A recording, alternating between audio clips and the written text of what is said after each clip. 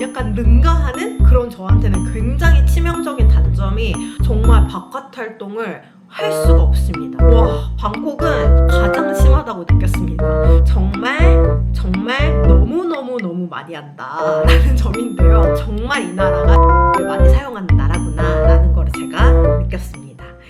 여러분 안녕하세요. 오늘은 태국 생활의 단점에 대한 이야기를 한번 해보려고 합니다. 제가 한 달 전쯤 태국 생활 장점에 대해서 찍은 영상이 있는데요. 혹시 못 보신 분들은 여기에 제가 링크를 달아드릴 테니까 봐보시면 좋을 것 같고요. 장점 때도 말씀드렸는데 단점도 이야기를 해보려고 좀 정리를 하다 보니까 몇몇 가지는 말레이시아에서 좀 오래 살다가 태국에 왔기 때문에 단점으로 느끼는 것들도 제법 있는 것 같더라고요. 그래서 그런 거를 좀 감안해서 영상을 봐주시면 좋을 것 같고, 뭐 장점도 그렇고 단점도 그렇고 당연히 개개인마다 느끼는 게 다르니까 요거는 그냥 저라는 사람 한 명의 경험이라고 생각하고 가볍게 들어주시면 좋을 것 같습니다. 그러면 제가 느낀 태국 생활의 단점 한번 이야기해 보도록 할게요. 한 5가지 정도 얘기를 해볼 수 있을 것 같은데요. 저는 이 중에 가장 크게 생각하는, 다른 장점들을 약간 능가하는 그런 저한테는 굉장히 치명적인 단점이 바로 첫 번째에 대한 거거든요. 이 첫 번째는 뭐냐면 날씨와 대기 질입니다. 근데 이렇게 생각하는 분들 계실 거예요. 말레이시아에 4년이나 살았으면 동남아 날씨에 익숙하지 않아? 근데 왜 태국에서 날씨를 단점이라고 얘기하지? 그리고 제가 굉장히 오래 전에 한 4년 전쯤 찍은 것 같은데 말레이시아 생활의 장단점에 대해서 찍은 영상이 있어요. 근데 아마 제가 그 영상에서 날씨를 장점에 넣었을 거예요. 근데 제가 태국 날씨는 단점에 넣은 이유는 여러분이 생각하시는 것보다 말레이시아랑 태국 날씨가 꽤 다릅니다. 기본적으로 1년 내내 더운 날씨인 거는 공통점인데요. 말레이시아는 1년 내내 기온이 크게 변화하지 않아요. 물론 조금 더 시원할 때도 있고 조금 더 더울 때도 있지만 이제 낮 기온을 기준으로 했을 때 29도에서 32도, 33도 진짜 더워도 35도 이상을 넘어가는 것 같진 않아요. 근데 태국은 제가 올해 3, 4월? 이때가 진짜 더웠던 것 같거든요. 근데 그때 체감 기온 말고 실제 기온이 방콕은 38도, 40도 이렇게까지 올라갔었어요. 근데 또 약간 시원해지는 시즌이 되면 그때는 쿠알라룸푸르보다 살짝 더 시원한 것 같거든요. 1년 내내 더운 거는 맞지만 그 기온의 폭, 날씨의 폭이 방콕이 훨씬 다이나믹하다고 해야 되나? 그리고 가끔 쿠알라룸푸르에 여행 오시는 분들이 저한테 질문을 많이 하시거든요. 쿠알라룸푸르 여행 가려고 하는데 우기가 언제예요? 이제 이렇게 많이 물어보시는데 건기 우기가 뭐 네이버나 구글 같은 데 찾아보면 뭐라고 써있는 것 같기는 해요. 근데 그게 별로 의미가 없는 게 보통 하루에 한 번은 쿠알라룸푸르는 비가 옵니다. 물론 안 오는 날도 있고 하루에 2번 오거나 3번 오는 날도 있고 좀 길게 오는 날도 있지만 일반적으로는 하루에 한 번 정도 이렇게 약간 스콜처럼 비가 확 내리고 그리고 이제 또 맑아지고 약간 이런 날씨거든요. 그 날씨가 거의 1년을 반복돼요. 물론 비가 조금 더 오기도 하고 조금 덜 오는 시즌도 있지만 무슨 비가 막 한 2주씩 안 온다거나 아니면 비가 2주씩 연속으로 계속해서 스콜이 아니라 계속 한국 장마처럼 내린다거나 이런 일은 잘 없거든요. 근데 방콕은 제가 작년 11월에 방콕에 와서 지금이 우기 시즌이라고 하더라고요. 근데 요즘에 그렇게 비가 많이 오진 않는데 아무튼 우기 시즌에 접어들기까지 한 3, 4개월 동안 제가 비를 한 2번, 3번? 물론 제가 자는 새벽에 비가 왔을 수도 있겠지만 제가 비를 본 게 그 몇 개월 동안 한 2번, 3번밖에 안 됐을 정도로 진짜 바짝 마른 건기인 거예요. 근데 쿠알라룸푸르에 이런 날씨는 없거든요. 근데 그 더운 시즌이 또 건기 시즌이랑 만나니까 비도 안 오는데 날씨는 덥고 이러니까 정말 타들어가는 느낌인 거예요. 뭐 다행히 습하지는 않으니까 그래도 한국의 그 사우나 같은 날씨는 아닌데 기온 자체가 38도, 39도, 40도 이렇게 나가다 보니까 정말 바깥 활동을 할 수가 없습니다. 저는 더위에 꽤 강한 편이라고 생각하고 추위보다는 더위를 더 좋아하는 사람이라고 생각했는데도 너무너무 더웠다. 여기보다 더 더운 곳들도 있는 거잖아요. 그런 데서 사는 분들은 정말 어떻게 생활하시는 걸까? 야외 활동 하실 수 있는 걸까? 라는 생각이 들 만큼 저는 여기에 그 더운 시기가 정말 힘들었습니다. 그리고 날씨와 그냥 비슷하게 이야기할 수 있는 것 중에 하나가 대기질인 것 같아요. 쿠알라룸푸르도 미세먼지가 없는 곳은 아니에요. 와, 방콕은 그 서울에서 한참 미세먼지 진짜 심할 때도 저는 방콕만큼은 아니었던 것 같아요. 제가 그동안 여행하거나 살면서 경험한 그 어떤 곳보다 가장 심하다고 느꼈습니다.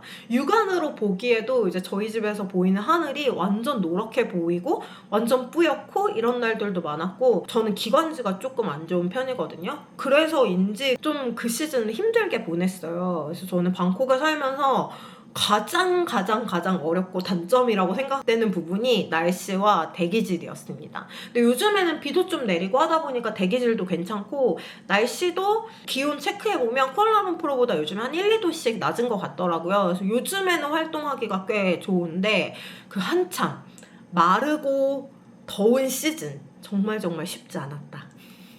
그리고 두 번째는, 이거는 사실 태국의 단점이라고 얘기할 순 없을 것 같고 저의 문제이긴 한데, 이것도 제가 쿠알라룸푸르에서 살다 왔기 때문에 조금 더 크게 느끼는 부분인 것 같아요. 두 번째는 언어입니다. 여기가 어쨌든 단일 언어 국가잖아요. 태국어를 사용하는 국가이기 때문에 거기에 살러 온 외국인으로서 언어가 통하지 않아 라고 하는 건 사실 제 문제라고 생각합니다. 제가 영어를 잘하는 건 아니지만 그래도 쿠알라룸푸르는 기본적으로 영어를 사용하기 때문에 훨씬 더 소통하거나 뭔가 일을 처리하는데 한국인으로서 수월한 부분이 있거든요. 근데 태국은 비영어권 나라 중에는 영어가 잘 통하는 곳인 것 같긴 해요, 제 생각에. 중심지를 조금만 벗어나서 거주지 쪽으로 오면, 되게 로컬한 지역으로 오면 영어가 안 통하는 곳들도 굉장히 많습니다. 실예로 제가 태국에 일하러 온 첫날 편의점에서 유심을 사려고 했는데, 저는 그 여행용 유심이 아니라 다 쓰고 난 다음에 탑업할 수 있는 유심을 사려고 했거든요. 근데 요거를 직원이 못 알아듣는 거예요. 번역기를 돌렸는데 그 번역기에서도 뭔가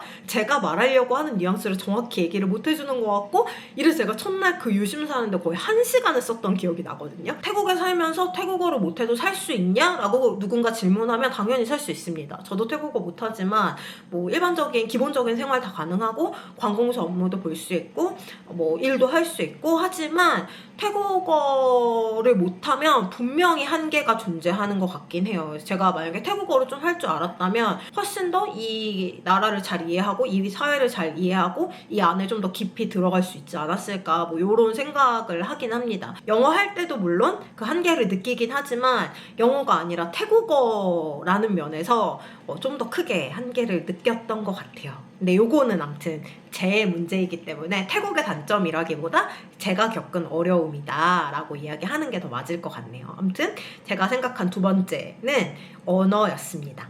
그리고 세 번째는 제가 장점에 물가를 이야기를 했었어요. 대부분의 물가가 쿠알라룸푸르보다 저렴하다라고 말씀을 드렸는데요. 장바구니 물가도 그렇고 뭐 식당에서 음식을 먹는 것도 그렇고, 그리고 인터넷 비용 같은 것들도 그렇고 택시비도 방콕이 더 싸거든요. 근데 제 생각에 이런 일반적인 물가와 비교해서 렌트비는 상당히 높은 편인 것 같아요. 뭐 완벽하게 똑같은 조건을 구할 수 없겠지만 제 생각에 거리라든지 집의 컨디션이라든지 집의 크기라든지 뭐 이런 것들을 대충 비교해서 봤을 때 방콕의 렌트비가 한 적게는 1.5배, 많게는 2배 정도 쿠알라룸푸르보다 비싸지 않나, 저는 좀 그렇게 느끼거든요. 근데 이게 좀 관광 오신 분들한테는 별로 해당되지 않는 게, 얼마 전에 구독자분께서 댓글을 달아주셨는데 쿠알라룸푸르 렌트비가 더 싸다고 하셔가지고 알아보는데 에어비앤비는 별로 차이가 없네요. 뭐 심지어 쿠알라룸푸르가 조금 더 비싼 것 같은데요? 이제 이렇게 댓글을 달아주시기도 하더라고요. 그래서 에어비앤비 같은 경우에는 차이가 없나 싶기도 합니다. 근데 실제 이제 1년 이상 거주하는 장기 렌트의 경우에는 저는 태국 집값이 훨씬 더 비싸다고 느낍니다. 근데 이 도시의 특성상 어쩔 수 없는 것 같긴 해요. 진짜 완전 메가시티? 엄청 큰 도시고 인구도 쿠알라룸푸르보다 6배, 7배 정도 많은 도시이기 때문에 뭐 렌트비가 비싼 거는 어쩔 수 없는 부분이긴 하지만 그래도 여기 전반적인 생활 물가 대비 렌트비가 좀 비싼 편인 것 같다라는 걸 단점으로 이야기해 볼 수 있을 것 같습니다. 그리고 네 번째는 제가 영상에서도 좀 여러 번 언급한 적 있고 이미 많은 분들이 예상하신 그런 내용 중에 하나일 것 같은데 바로 교통체증입니다. 그 택시비가 좀 싼 편이거든요. 그래서 저는 보통 2명 이상이면은 그냥 아무 나 택시를 타는 편인데 그럼에도 불구하고 출퇴근 시간이나 이럴 때는 아무리 택시비가 싸도 절대 택시를 이용하지 않습니다. 비용 때문이 아니라 이제 시간을 아끼는 차원에서라도 대중교통을 이용하는 게 더 낫겠더라고요. 그래서 저는 항상 어디 갈 때 특히나 뭐 출퇴근 시간이나 이런 복잡한 시간이랑 겹칠 것 같을 때는 구글로 먼저 목적지를 찍어보고 얼마나 막히는지 확인을 해보고 택시를 탑니다. 근데 대신 또 그런 면이 있는 것 같아요. 방콕은 교통체증이 너무 심해서인지 대중교통도 다른 동남아시아 국가들에 비해서는 굉장히 촘촘하게 잘 되어 있는 편이고 오토바이 택시를 타거나 대중교통을 타거나 이런 식으로 다른 선택할 옵션들이 있어서 그거는 좋은 점인 것 같아요. 그리고 마지막 5번째는 비닐 사용을 정말 너무 많이 한다라는 점인데요. 제가 뭐 특별한 환경주의자거나 뭐 환경운동가거나 그렇지 않음에도 불구하고 진짜 죄책감이 느껴질 만큼 비닐 사용을 정말 많이 하는 나라입니다. 뭐 예를 들면은 태국에서 여행 많이 해보신 분들은 느낄 텐데 굳이 저거를 비닐에 넣을 필요가 있을까? 라는 것들. 예를 들면 제가 그 요즘에 구아바 사먹는 거에 빠져가지고 구아바를 많이 사먹거든요. 구아바를 하나하나를 비닐에 다 넣어요. 하나를. 그러니까 예를 들면 사과 정도 사이즈잖아요, 구아바가. 그러니까 사과를 하나를 다 비닐에 넣고 만약에 제가 사과를 4개 산다? 그러면 그 비닐에 들어있는 사과를 다시 비닐봉지에 담아서 주는. 그러니까 제가 사과를 4개를 사면 비닐봉지는 총 5개가 되는 이런 상황이 있다거나 편의점에서 뭐 제가 한 뭐 4가지, 5가지 몇 가지를 사면 제 생각에는 그냥 봉투 하나에 다 넣을 수 있거든요. 근데 여기는 약간 그 품목 같은 걸 좀 나눠서 꼭 봉투 2개에 나눠서 담아주고 이런 일들이 진짜 많은 거예요. 여기도 큰 마트 같은 데는 일회용 봉투를 사용하지 않고 그 에코백 같은 거로 돈 주고 사야 되고 뭐 이런 식으로 약간의 쓰레기 줄이기 위한 몇 가지 정책들이 있는 것 같기는 한데 정말 그 이상으로 비닐을 정말 너무 많이 사용한다 라고 느낍니다. 여기는 종량제를 실시하지 않기 때문에 아무 비닐에나 쓰레기를 담아서 버릴 수가 있거든요. 처음에는 저는 말레이시아 살 때도 그랬고 그 쓰레기 봉투를 따로 이제 구매를 했어요. 그러니까 종량제 봉투는 아니지만 마트에서 쓰레기용으로 파는 초록색 그런 봉투가 있거든요. 초록색이나 까만색 봉투가 있거든요.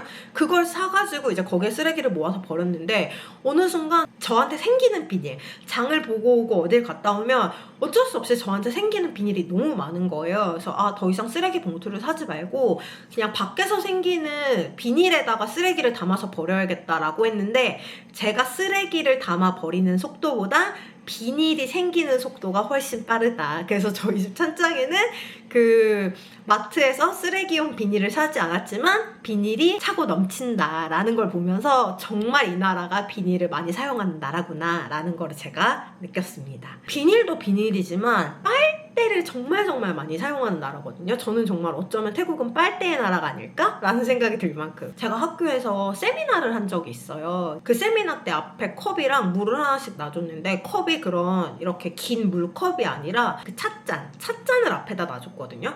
근데 찻잔이 있고 물병이 있고 그 옆에 빨대. 그럼 찻잔에 빨대를 꽂아 먹으라는 건가? 그래서 아무튼 앞에 컵이 있는데도 빨대를 따로 놓는다든지 아니면 제가 이제 수업할 때도 그렇고 태국 사람들이 물 마실 때 여러분 잘 보시면 그 페트병에 500ml짜리 물 있잖아요. 굉장히 많은 태국인들이 그 페트병에도 빨대를 꽂아서 마십니다. 그래서 그 페트병에 빨대를 꽂아서 마시고 그 휘어지는 빨대를 접어서 같이 닫아놨다가 다시 물을 먹을 땐 그걸 열어서 빨대로 마시거든요. 정말 빨대를 많이 사용한다. 그리고 태국 식당에 아마 가보시면 무조건 빨대를 디폴트로 같이 주거나 아니면 옆에다가 비치해 놓거나 아마 이랬을 거예요. 그리고 편의점에서도 제가 캔음료 같은 거 뭐 콜라나 뭐 주스 이런 텐음료나 뭐 폐금료 같은 거 살 때도 꼭 빨대를 같이 끼워줍니다. 여기까지 나한테 빨대를 챙겨줘야 되나? 이런 상황이 드는 경우까지 정말 빨대와 비닐을 아끼지 않는다.